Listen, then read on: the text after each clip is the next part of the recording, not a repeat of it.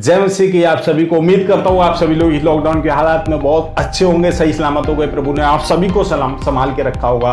और आज मैं आपके बीच में एक ऐसी शख्सियत को लेके आने वाला हूँ जो दिल्ली में काफ़ी चर्चित पास्टर रहे हैं और कई जगहों पे इनकी कलीसियाएं चलती हैं। वो पास्टर हिमांशु अग्रवाल जी आज हमारे बीच में हैं। आपका स्वागत है पास्टर जी। बहुत बहुत शुक्रिया संदीप जी। हिमांशु अग्रवाल जी, मैं आपसे पहला सवाल पूछता हूँ कि इस लॉकडाउन के हालात में अपने सारा बदला हुआ नज़ारा है, तो अभी इस टाइम बिल्कुल मैं एक चीज़ बताना चाहता हूँ, लॉकडाउन में जो है ना वो सिचुएशन पहले से बिल्कुल ये चेंज है जी। और इस समय में सबसे ज्यादा तो यही है कि भाई जो पहले था वो अब नहीं है जी। तो इस टाइम पे अभी चर्च में लोग आ नहीं पा रहे, चर्च के मेंबर आ नहीं पा रहे, तो आप इस टाइम पे कैसे हैंडल कर रहे हैं अपनी कलीसियाओं को? देखिए संजीव जी, अभी हमारा जो है ना लाइव प्रोग्राम चलता है। अभी जितने भी चर्चेस हैं, मैं उम्मीद करता हूँ हमारी तरीके से ही, क्योंकि हमें क्या है, बाइबल बताती है कि हमें शासकों के अधीन रहना है, अधिकारियों के। और अधिकारी कोई भी है गवर्नमेंट में, हम उनके सारे रूल रेगुलेशन को मानना चाहते हैं। तभी आपने सुना होगा गवर्नमेंट भी कहते हैं कि मसीह लोग बहुत शरीफ लोग हैं, कभी वो विरोध नहीं करते, कभी वो हल्ला नहीं करते। आज भी जब लॉकडाउन हुआ तो उन्होंने बिल्कुल सर झुका के आज्ञा मानी कि हाँ भाई हमें गैदर नहीं होना है, तो ठीक है। हम लोग फोनों पे, टेक्नोलॉजी इतनी ज्यादा बढ़ चुकी है, हम लोग मीटिंग पे फोनों के थ्रू कर रहे हैं। हर संडे आराधना वही चल रही है जैसे पहले होती थी, लेकिन सिचुएशन थोड़ी सी चेंज हो गई है। साथ में गैदर नहीं हो पा रहे तो टेलीफोनिक मतलब गैदर हो रहे हैं। इस चीज के लिए प्रभु की पहले से प्लानिंग थी कि सोशल मीडिया अपना इतना अच्छा बना दिया गया। बिल्कुल योजना पहले थी, तभी जाके ये सिचुएशन हमारे फीचर हमारे पास आए कि हम लोग उसको यूज कर पाए और प्रभु की खिदमत हो। जैसे फेसबुक लाइव करते, कई लोग जूम पे आते हैं पास्टर। हाँ, तो काफी तरीके हो गए। तो इसमें आपको क्या लगता है, अपने चर्च के मेंबर कुछ आपके साथ का रिश्ता जो आपकी कलीसिया के लोगों का था, क्या अभी भी वो रिश्ता है उनके साथ आपका? नहीं संजीव जी, देखिए बहुत फर्क पड़ता है और ये चीज मैं भी ऑब्जर्व कर रहा हूँ एज अ पास्टर कि जो पहले सिचुएशन थी ना, आज एक मतलब मुझे लगता है कई जगह फॉर्मेलिटी सी हो गई है जी। आज हम लोग जब कॉन्फ्रेंस पे होते हैं, लोग अपने घरों का काम भी कर रहे हैं और सुन रहे हैं, लेकिन जब फिजिकल चर्च में अवेलेबल होते तो उनका पूरा ध्यान प्रभु पे होता था जी। आज इसी तरीके से कई जगह पे मैं देख रहा हूँ कलीसिया बैठी तो है, लेकिन कलीसिया का संपूर्ण मन नहीं है जी। और जब तक संपूर्ण मन नहीं होगा हम प्रभु को खुश नहीं कर सकते। ये मेरे को थोड़ा सा बुरा भी लगता है। फीचर हमारे पास है, टेक्नोलॉजी है, लेकिन उस टेक्नोलॉजी का लोग पूरी तरीके से फायदा इसलिए नहीं उठाना चाहते क्योंकि उनका ध्यान जो है ना वो डाइवर्ट रहता है जी। तो इस समय लोग अपनी प्रार्थना का जीवन जो है वो उसी तरह निपटा रहे कि थोड़ा उनका प्रार्थना जीवन में ऊपर नीचे उतार चढ़ा हुआ है? देखिए बहुत तो मतलब डिस्टरबेंस अगर मैं कहूँ तो वो सबसे ज़्यादा है, क्योंकि मैं अगर घुटने पे बैठ के प्रभु को जहाँ पूरे संपूर्ण मन से ध्यान कर रहा था, अब वही मैं अपने कभी अपना काम करते हुए आराधना के गीत सुन लिए, फिर मैंने सोचा कि अभी तो ठीक है अगली बार होगा, 1 घंटा लेट ज्वाइन कर लिया, आधा घंटा। बहुत से तरीके से है। मतलब एक बात कहते हैं ना कि जितनी शुगर डालोगे, जितनी चीनी डालोगे, चाय उतनी मीठी होगी।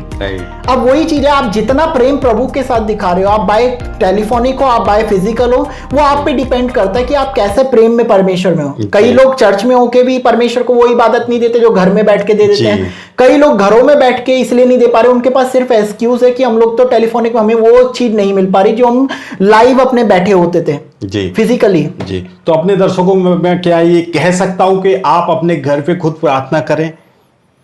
देखिए घर में प्रार्थना तो सभी करते हैं, वो प्रार्थना अलग हो गई, लेकिन प्रभु ने जैसा समझाया है कि हमें, मैं जिस स्थान को चुन लूंगा अपने नाम की महिमा के स्थान के लिए, उस जगह मेरी निगाहें हमेशा लगी रहेंगी। और एक जगह में आज्ञा भी है इकट्ठा होने के लिए, तो वो जगह तो देखिए मेन है ही है, हम उसको तो डिक्लाइन नहीं कर सकते। खुदा से ऊपर जाके हम कोई भी नहीं बोल सकते जी। अच्छा पास्टर हिमांशु अग्रवाल जी, एक बात और बताइए कि अभी इस कंडीशन पे अपनी चर्च काफ़ी जगह रेंट पे होगी, हाँ, तो इस जगह आप कैसे मैनेज कर रहे हैं? क्या कलीसिया के लोग सपोर्ट करते हैं? ये काफ़ी ज़्यादा मुझे मतलब दुख भी देता है और काफ़ी ज़्यादा हर्ट करता है कि आज के समय में ना लोग पास्टर को सपोर्ट नहीं करना चाहते हैं जी। कई बार क्या होता है, लोग कहते हैं कि पास्टर सिर्फ 10वां अंश और ऑफरिंग के बारे में कहते हैं, लेकिन आप एक बात सोचिए, पास्टर की एक फैमिली है जी। मैं बकायदा अपने, ठीक है मैं 1-2 काम करता हूँ, आपने सुना है कि मैं न्यूज़ में भी हूँ, मैं अपने एक प्राइवेट कंपनी में भी एज अ ऑडिटर हूँ, और साथ में मैं अपनी कलीसिया और चलाता हूँ। लेकिन मैक्सिमम पास्टर जो है वो फुल टाइम मिनिस्ट्री में जी, जिनको सिर्फ अगर अपनी फैमिली, अपना परिवार, अपने बच्चों की पढ़ाई, अपने खाने का, प्रार्थनाओं में आने जाने का और तमाम चीज़ें अगर मैनेज करने, तो वो सिर्फ कलीसिया पे डिपेंड है। और इस समय में कलीसियाएं बिल्कुल हाथ खींच चुकी हैं और यही समय हो रहा है, कई पास्टरों के पास आ भी रहे, लेकिन वो चीज नहीं है। अगर हम अपनी बात करें तो कलीसिया के लिए बहुत मतलब मुझे सोच के दुख होता है, जहां बंदे को 5,000 रुपए मिलते थे संजीव जी, वो 500 रुपए टाइट खुश होके देता था। जैसे जैसे उसके लिए प्रार्थना हुई, उसकी इनकम बढ़ी ना, तो वो जहां 50,000 पे पहुंचा तो 5,000 निकालना उसको ना बहुत दुख देता है। वो ये नहीं देख रहा कि आपकी इनकम जहां 5,000 से 50 पे पहुंचे वो और भी ज्यादा है, लाखों तक पहुंचेगी, लेकिन नहीं, वो क्या देखता है कि मैं 5,000 नहीं दूंगा, मैं वही 500 रुपए दूंगा। और वही 500 रुपए देके वो ना खुद के लिए सही हो पा रहा है, ना वो चर्च के लिए। पास्टर के पास भी जो फाइनेंशियली है भाई, पास्टर डिपेंड है बहुत से। मैं अपनी बात करूं तो मैं चल रहा हूं, मेरी जॉब है, मेरे पास कई साधन है, पर जो लोग हैं जो अभी सिर्फ डिपेंड हैं कलीसिया पे, आज उनके लिए कैसे होगा? कई बार मैंने भी कोशिश करी कि मैं फुल टाइम मिनिस्ट्री में बढ़ूं, लेकिन मेरे को भी सपोर्ट नहीं हो पाया, तो मैंने फिर जॉब ज्वाइन करी।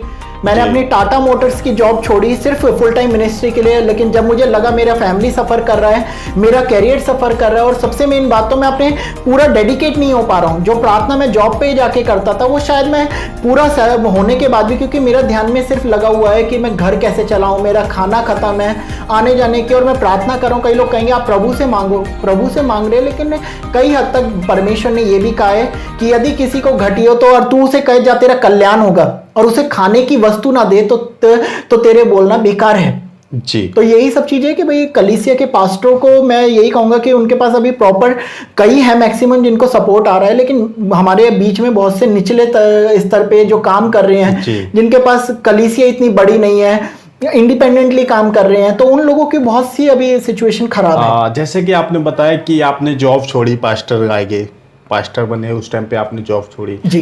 तो अभी भी कई कंडीशन ऐसी है जो आपने तो ज्वाइन कर लिया, लेकिन कई पास्टर में आगे बढ़ते चले गए, पास्टर की कर रहे हैं, अभी चर्च चला रहे अपनी।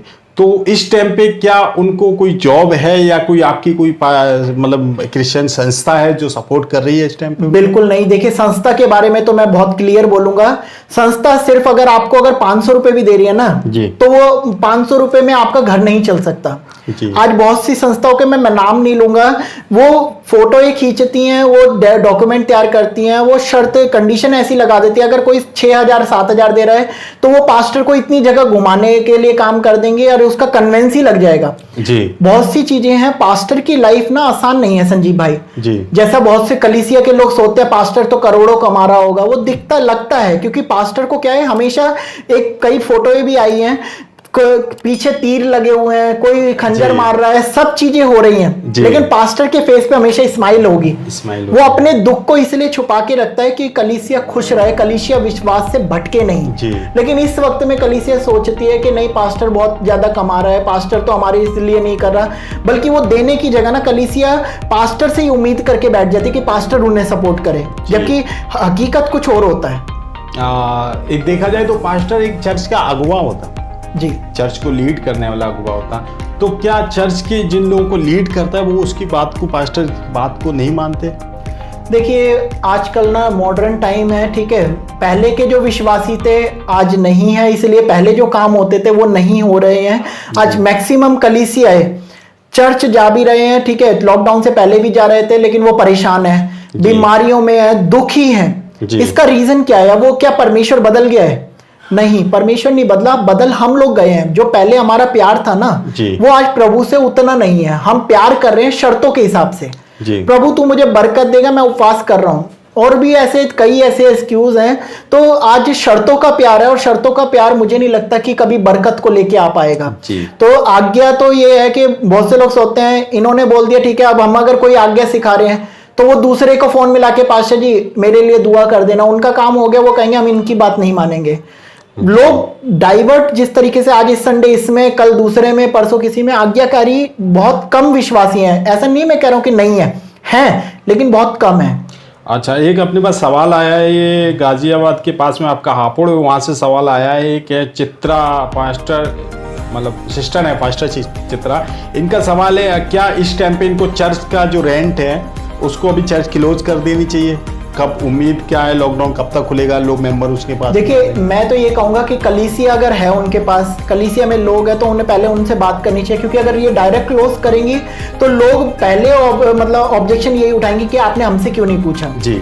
तो उनसे पहले कलीसिया से सलाह मशवरा कर ले कि क्या मुझे चर्च बंद कर देना चाहिए, हम आप और नहीं बता पाएंगे, क्योंकि फंड की मेन प्रॉब्लम है। जी। संस्था फंड सपोर्ट करेगी नहीं कोई भी, और जो है कलीसिया के मेंबर हैं उन लोगों से बात कर लेना चाहिए। अगर आप लोग बियर करते हो हाफ हाफ जो भी करके, तो हम लोग स्पेस रख सकते हैं, अदरवाइज हमें खत्म कर देना चाहिए, क्योंकि बाद में दोबारा जगह लेके आप कर सकते हैं। लेकिन उस बीच में अब पास्टर कहां से देगा? वो अपना घर चलाए या अपने चर्च का रेंट दे, तो वो उसके पास डबल बर्डन है। मेरे हिसाब से उसे पहले कलीसिया से कंसल्ट करना चाहिए कि भाई आपका क्या कहना है। राइट। दूसरा सवाल है पानीपत से कुलदीप, पास्टर कुलदीप जी का।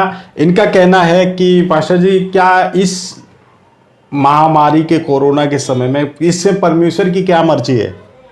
देखिए, मर्जी तो साफ है कि लोग पश्चाताप करें, अपनी बुराइयों से फिरें। लोगों का भरोसा था कि अमेरिका बहुत पावरफुल देश है, पैसे वाला है, बहुत सामर्थ्य है, और वो सामर्थ्य देश को परमेश्वर ने घुटने पे लेके आया है।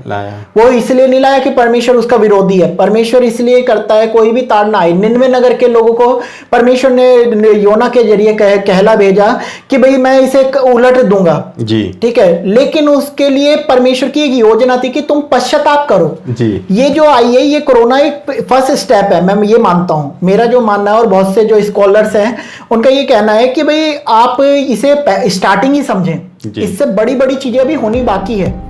इससे ये तो एक ट्रेलर समझ लो आप, अभी पिक्चर बाकी है इनमें होना। तो इसके लिए हमें पहले से ही पश्चाताप करके चलना है, पहले ही प्रभु के अधीन होके चलना है, प्रभु पे डिपेंड होके चलना है जी। क्या इस महामारी के समय में गवर्नमेंट ने रूल दिए हैं कि मास्क लगाओ, सैनिटाइजर का यूज करो, सोशल डिस्टेंसिंग बना के रखो? मसीह लोग कहते हैं कि हम अपने परमेश्वर के अधीन है, परमेश्वर हमारे हर रोग से बचाता है। क्या उनको इस आज्ञाओं का पालन करना चाहिए, मास्क लगाना चाहिए? बिल्कुल करना चाहिए। देखिए, मैं पहले भी कह चुका हूं, अधिकारियों के अधीन हमें रहना ही है, ये प्रभु का नियम बताता है, और उसका हम विरोध करते हैं, इसका मतलब है परमेश्वर की व्यवस्था का विरोध करते हैं। तो जो हमारी गवर्नमेंट हमारे लिए रूल रेगुलेशन बना रही है, हमें पसंद हो ना हो, हम परेशान हैं, फिर भी हमें मानना तो है, मानना है बिल्कुल। क्या है, वो मास्क लगाना हो, सैनिटाइज हो, अदर भी कुछ भी होगा, तो वो रूल रेगुलेशन जो गवर्नमेंट दे रही है वो हमें मानने पड़ेंगे। अपने दर्शकों को बताना चाहते हैं, आप प्रार्थना करें, बहुत अच्छी बात है, आप परमेश्वर भरोसा रखते हैं, बहुत अच्छी बात है, लेकिन आपको गवर्नमेंट के रूल भी मानने पड़ेंगे। अपने मास्क, ग्लव्स और अपनी सुरक्षा, जितनी भी गवर्नमेंट रूल देती है उनका इस्तेमाल हम जरूर करें। अच्छा, पास्टर हिमांशु अग्रवाल जी, मैं आपसे एक और सवाल पूछता हूँ, क्या परमेश्वर के लोगों को कोरोना छू सकता है?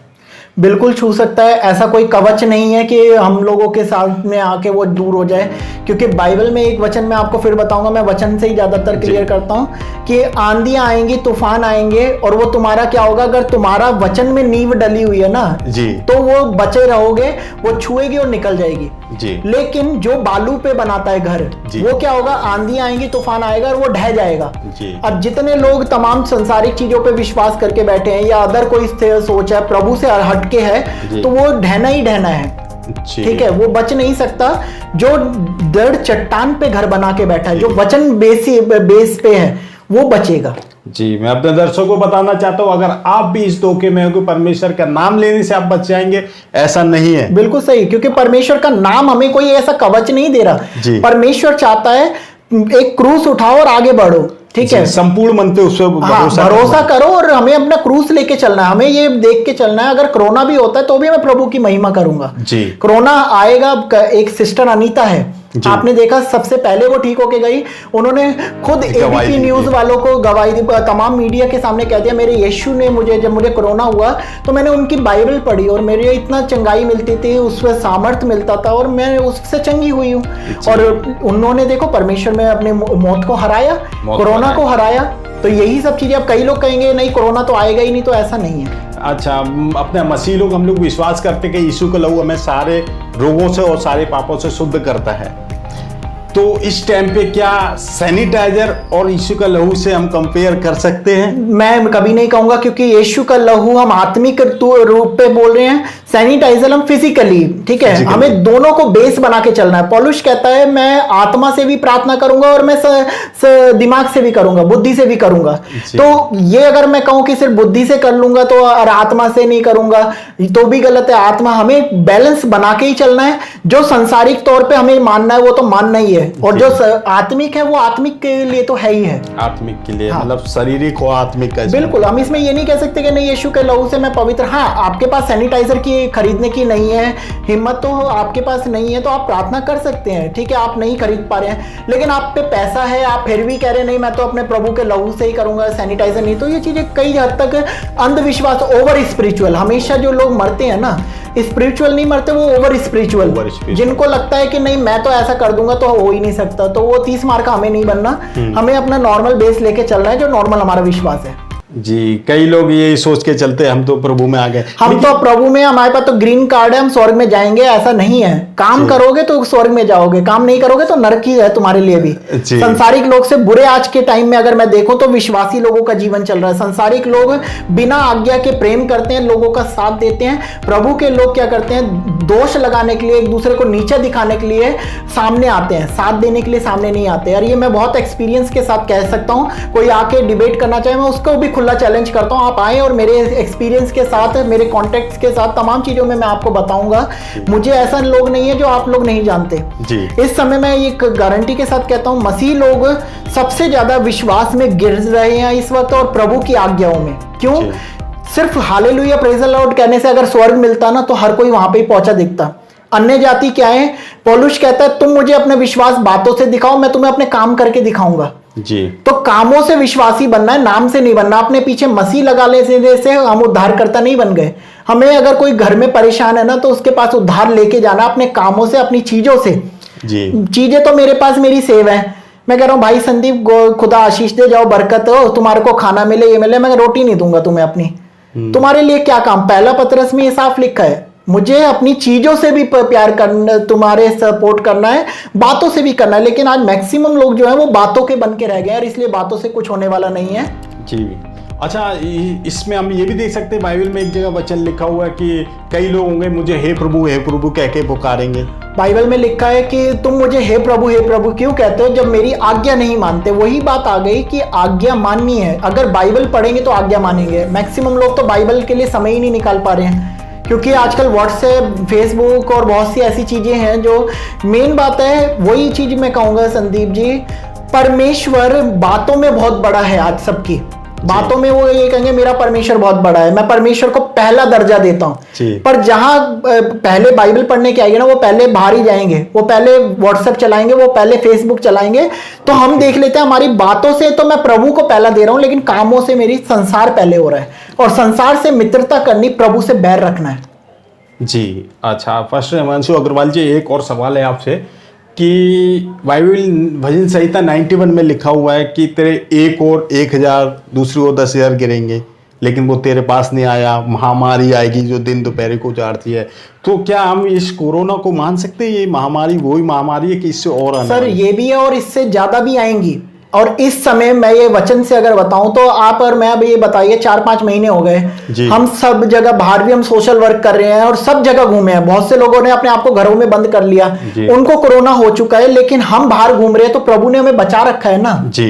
तो ये प्रभु की सामर्थ्य है। 1000 गिर रहे हैं, साइड में 10,000 गिर रहे हैं जी। डेली आंकड़ा बढ़ते जा रहा है मरने वालों का, मृत्यु दर जो है, लेकिन हम लोग आज भी प्रभु में आनंदित चल रहे हैं जी। और ये कब तक चलेंगे प्रभु के हाथ में है, मैं इसके ऊपर नहीं कह सकता, लेकिन प्रभु ने संभाल रखा है।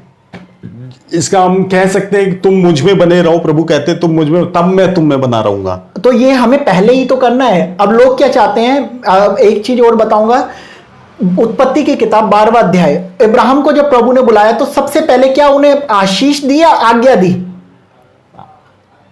क्या करा? आज्ञा दी।